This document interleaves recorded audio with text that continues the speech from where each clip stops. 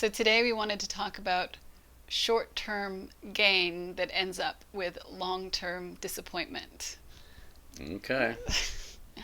So Angus and I used to have this, would you call it a pattern in our relationship? Could call it a pattern. So Angus would not like to disappoint me, or he wouldn't like my emotional reaction if I wasn't. You like to please me, I guess, on one level, so that you would often say yes to doing things that weren't necessarily very important to you or meaningful to you. But in the short term, you would say yes, but then it would end up in long-term disappointment because oftentimes when it was one of those things that wasn't that important to you, that you had said yes because you were trying to please me in the moment, Yeah. those things would not actually end up being done. And then I would end up with massive disappointment because I'd felt like you weren't keeping an agreement. Yeah, well, to be brutally frank, probably it was more a case of me not liking the potential emotional reaction rather Yes. than, trying to please you per se. I don't Okay. think there was an altruistic motive. It was more self-preservation from your wrath or your dismay or your poignant silence. Ooh, poignant silence. Yes. Let me make sure I'm getting this right. So you would say yes to something because you were trying to avoid my emotional reaction if you had said no. And the yes wouldn't necessarily be very authentic or true to you. And then when whatever it is that you agreed to do didn't happen, I would feel massively disappointed. So you were basically forestalling the emotional reaction. Exactly. I thought, like, well, tomorrow's another day. may as well make the most of life at the moment until that particular shit hits the fan. whatever consequence was coming my way, we'll deal with that then. We won't deal with that today. I was looking for the quick fix and easy life in Yeah. the moment rather Quiet than life. looking long term. Yeah. Yes, yeah, looking for the quiet life. And I don't actually, to be honest, if I reflect on this, there were probably times where I was doing it, because I wanted to please you, and then were times where I like, yeah, you know what, if we deal with this now, it's just going to be pain. So we may as well put that off and deal with the pain tomorrow or next week. And would you say there was a downside to that? Yes, always seemed to be a downside to that, uncannily so, because I think that at some point I was just delaying the inevitable, and the inevitable would be that I had said yes to something for an easy life that probably I didn't want to do, and push come to shove, come that day, I'm sure my mood would drop. Based on whatever it is I'd agreed to do, which is probably maybe some sort of like personal growth workshop or something, some sort of an event that I had agreed to do, which don't need to worry about that now because that's happening in 2 weeks' time. Come 2 weeks' time, then yeah, I would do a lot of worrying about that and probably feel resentful, probably first and foremost for myself to make that stupid decision, and then resentful for you for like even tabling that in the first place. Yeah. It was a recipe for disaster. And then one of the other ways, though, it would show up is it wouldn't be an event that you would go to resentfully, because obviously that would be a problem, but it would be something that you would say you would do, and then it wouldn't happen, and then I would feel like you had some issue with agreements. Yeah, you had such a big thing around agreements. And I think that was interesting for me because I feel like that had never really been a part of my culture, my vernacular. As surprising as that may be to, for me to say out loud, it does feel like a little bit strange. But I don't know, I'd never met anyone who like got so up on their high horse around agreements. I always thought agreements were just like, these are not things that are set in stone. These are things that can be renegotiated at any time. I'd never been in a partnership where agreements were like held in such a sacrosanct way. So I would like, what the hell? Why is she getting so head up about this? Is it such a big deal? Yeah. But the bigger deal was not the fact that I had, reneged on whatever thing that I said, I would do and now don't want to do. It was just this thing about agreements. Yeah. I don't know if you probably read some book or something. Probably. But see, I was putting all kinds I kind of think I know which book it was too. I was putting so much meaning on your behavior and making it mean that I couldn't trust you, basically. Like if you would say you were going to do something and then you didn't do it, then that just threw my whole trust into turbulence. It's like, what does that mean? Can't trust you if you don't keep your word.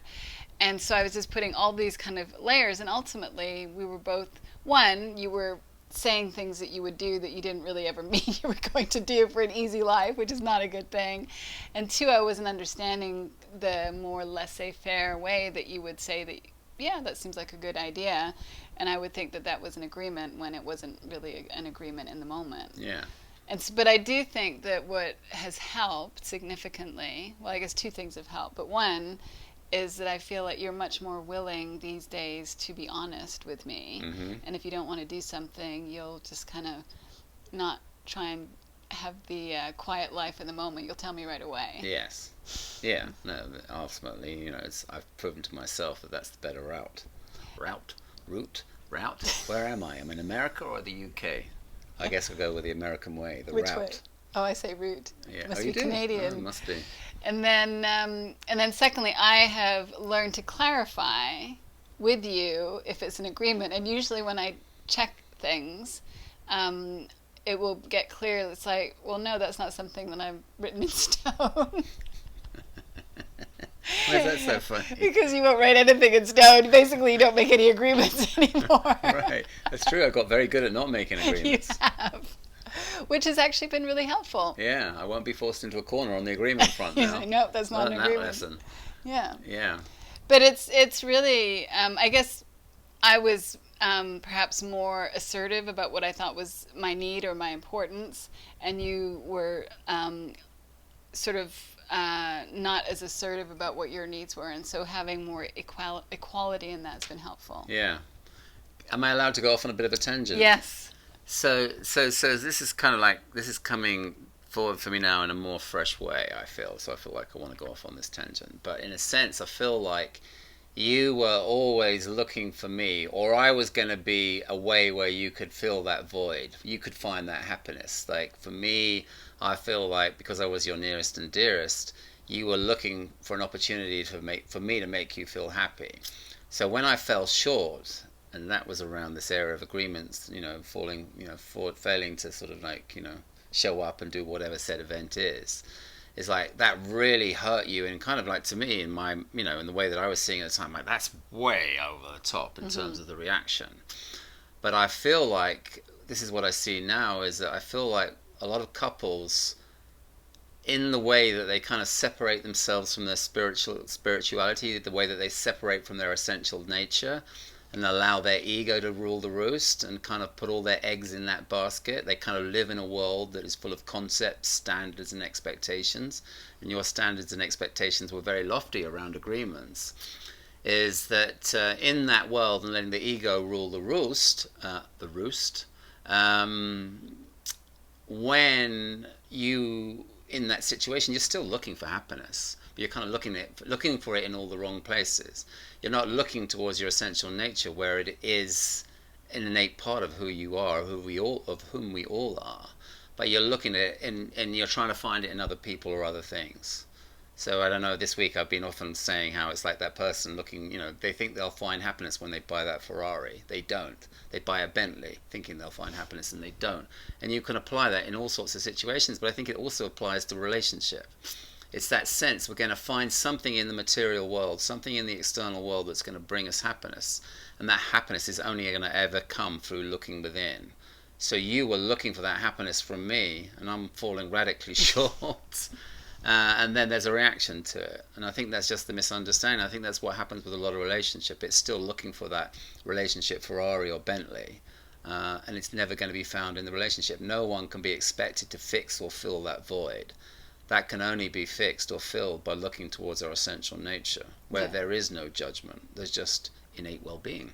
Yes. And that in you not being honest with me, that was you looking for your happiness outside. Exactly, yeah. That you were trying to maintain this sense of happiness by keeping me happy, or at least not upset. And that was another way of externalizing it. Yeah. It's amazing, isn't it? I mean, I was hearing someone today quoting, I think, Sig Bantz, talking about the cosmic lie, how in the cosmic lie is kind of us getting caught up in that conceptual world, that illusionary world. And then, we kind of create these programs for ourselves that sort of kind of like, it's not that they complement each other, they're kind of in a dance with one another. you and I in our relationship.